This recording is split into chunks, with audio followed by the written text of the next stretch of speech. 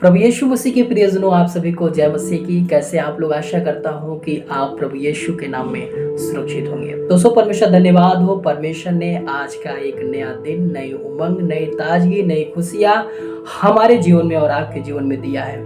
इसलिए उस परमेश्वर को धन्यवाद करें, क्योंकि परमेश्वर का वचन कहता है कि यहोवा के किए हुए कार्य को कभी भूलना मत। दोस्तों, परमेश्वर धन्यवाद हो। बहुत सारे लोग हैं जो आज के दिन को देखने नहीं पाए होंगे।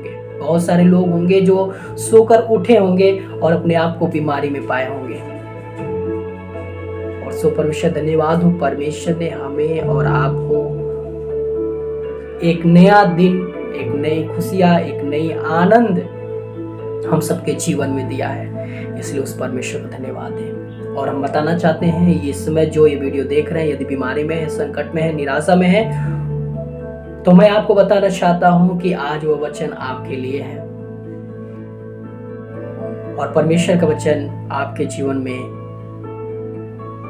उस बीमारी से आजाद करने के लिए वो वचन कैसे क्या बोलता है, उसको आप लोग ध्यान से सुने। दोस्तों, परमेश्वर धन्यवाद। हम आपको बताना चाहते हैं कि परमेश्वर का वचन कहता है कि श्रापित है वह मनुष्य जो परमेश्वर पर भरोसा ना रखकर मनुष्य पर भरोसा रखता है। आज हम उसके विषय में बातचीत करने वाले हैं परमेश्वर के वचनों से। और फिर लास्ट में हम आपके लिए प्रार्थना करेंगे कि जो परमेश्वर का वचन है, जिस रीति से परमेश्वर का वचन हमें चलने के लिए बोलता है, मैं आपके लिए प्रार्थना करूंगा और वचन से बातचीत करूंगा, ताकि आप परमेश्वर की योग्यता अनुसार जीवन को बिता सके और इस श्रापित जीवन से आप आजाद हो सके और आपकी आशीष जो रुकी हुई है वो आपको रिसीव हो सके, मिल सके। और यदि आपकी बीमारी नहीं जा रही है, आपकी संकट और मुसीबतें नहीं जा रही है, तो आज इस वचन के जरिए आपकी चिंता, निराशा, संकट, मुसीबत, रोग, बीमारी सब कुछ खत्म हो जाएगा। क्योंकि परमेश्वर का वचन में लिखा है कि धन्य है वह पुरुष जो यहोवा पर भरोसा रखता है। हालेलुया। और उसको अपना धाम मान लेता है, उसका अपना आधार मान लेता है। तो उसी पर बातचीत करने वाले हैं। आइए हम सब परमेश्वर के वचन से देखें। उसके बाद वचन होने के बाद हम आपके लिए प्रार्थना करेंगे, आपकी समस्याओं के लिए, आपकी बीमारियों के लिए हम प्रार्थना करेंगे और आपके छुटकारे के लिए प्रार्थना करेंगे। जो श्रापित जीवन है, आप उससे आजाद हो सके। तो सो परमेश्वर धन्यवाद। आइए हम परमेश्वर के वचन को देखेंगे।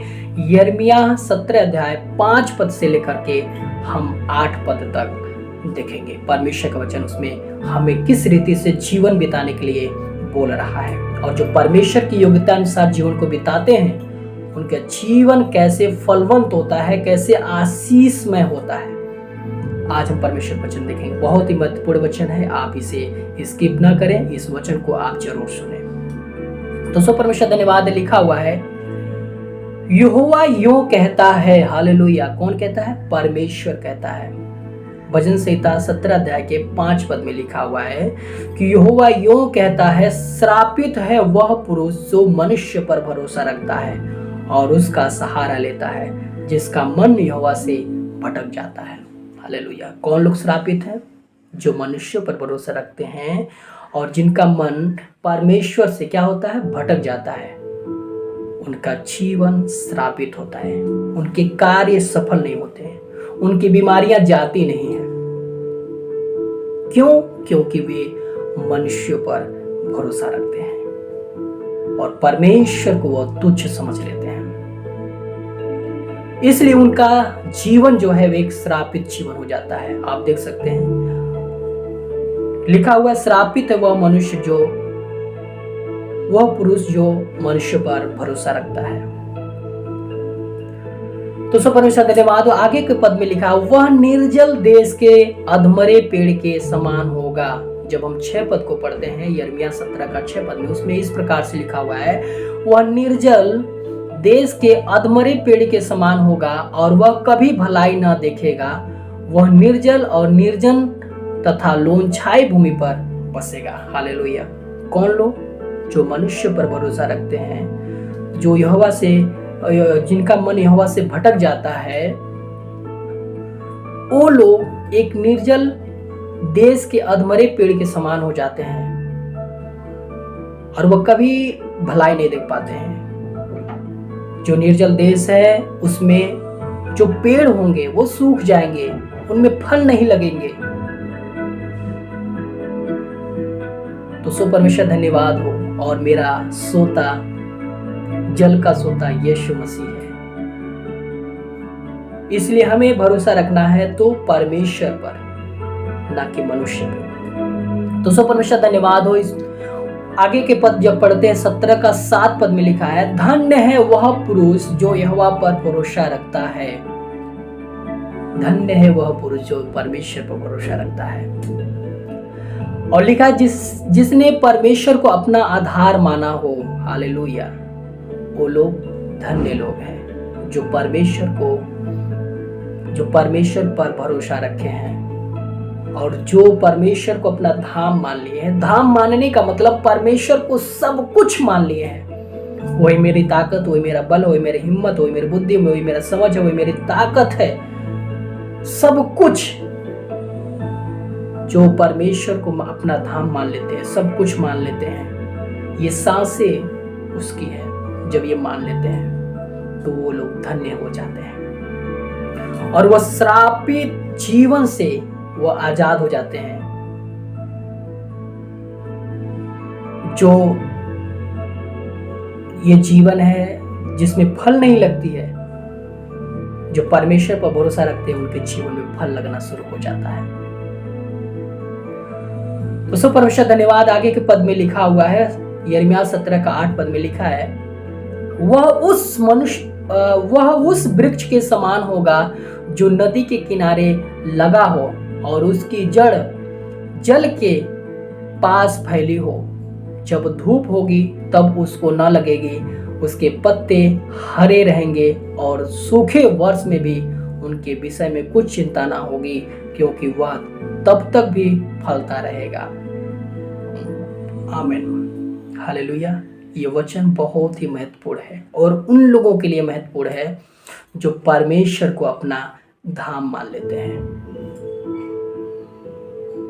जो परमेश्वर को अपना सब कुछ मान लेते हैं।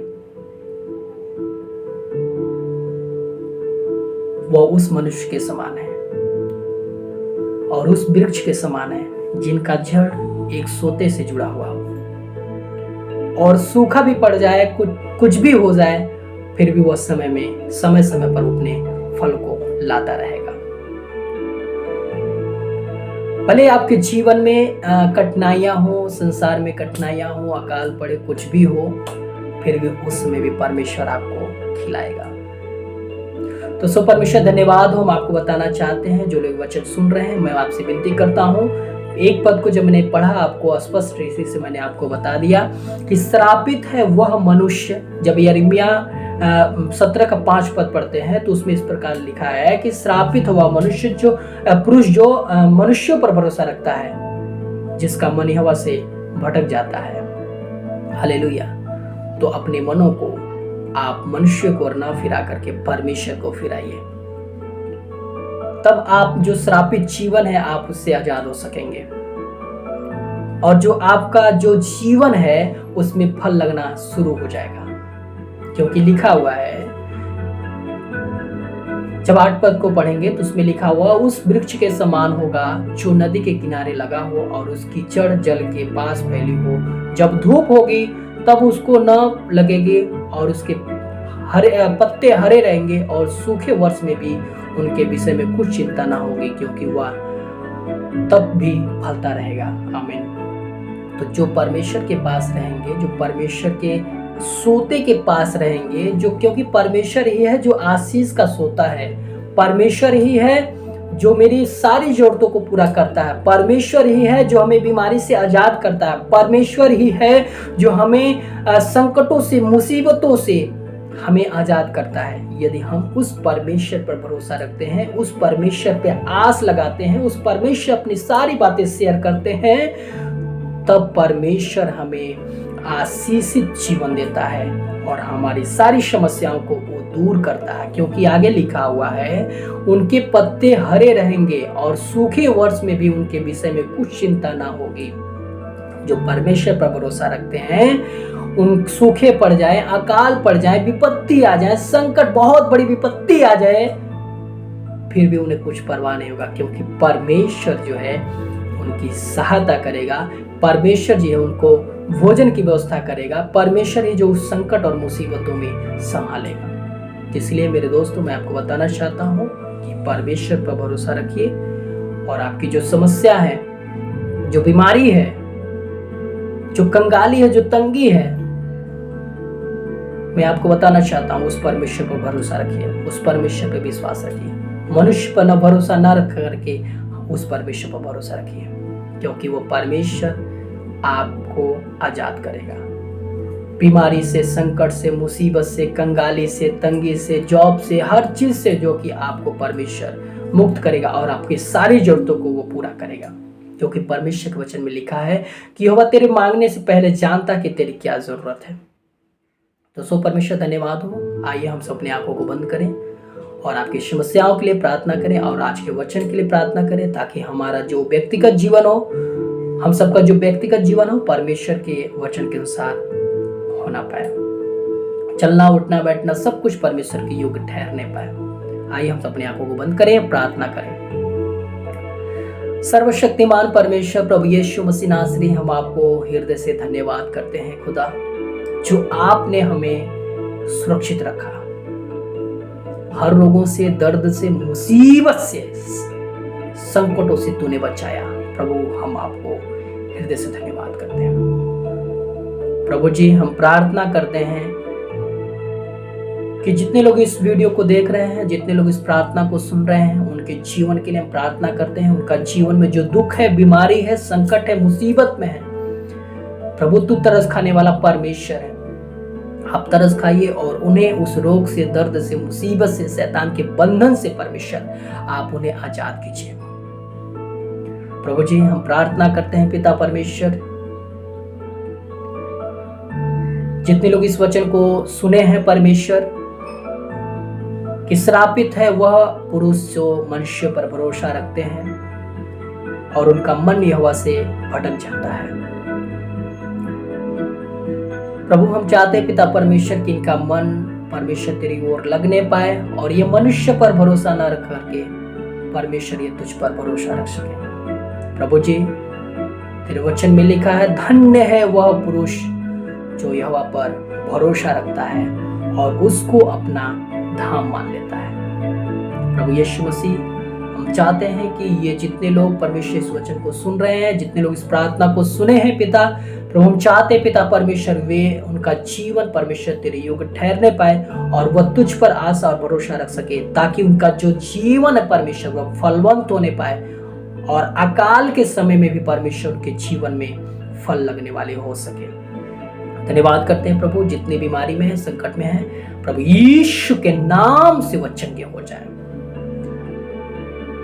तेरा वचन कहता है कि तुम मेरे नाम से जो कुछ कहोगे वह हो जाएगा। प्रभु तेरा वचन कहता है कि वही तो है जो सभी अधर्मों से क्षमा करता और सारे रोगों से चंगा करता है। जब भजन संहिता 103 के 3 पद में जो पढ़ते थे, इस प्रकार से लिखा हुआ है। प्रभु हम चाहते हैं पिता परमेश्वर, इनके सारे अधर्मों को आप क्षमा कीजिए, इनके सारे रोगों को आप क्षमा कीजिए परमेश्वर, चंगा कीजिए खुदा व देश, ताकि अपनी बीमारी से आजाद हो सके और अपने पापों से वो मुक्त हो सके और प्रभु तेरी योग्यता अनुसार वो जीवन को बिता सके। धन्यवाद करते हैं प्रभु, तूने मेरी प्रार्थना और विनती को सुना। प्रभु हम आपको धन्यवाद करते हैं, सब कुछ आपके हाथों में सब थे। इस वचन के पढ़े और सुने जाने से प्रभु हम सबको आशीष दें, यीशु तेरे नाम में स्तुति मानते हैं, आमीन। तो सो परमेश्वर धन्यवाद हो, इस वचन को आप अपने जीवन में उतार लें और श्रापित जीवन से आप आजाद हो जाएं। तो सो परमेश्वर धन्यवाद हो, प्रभु आप सबकी आशीष दे, यीशु के नाम में, आमीन।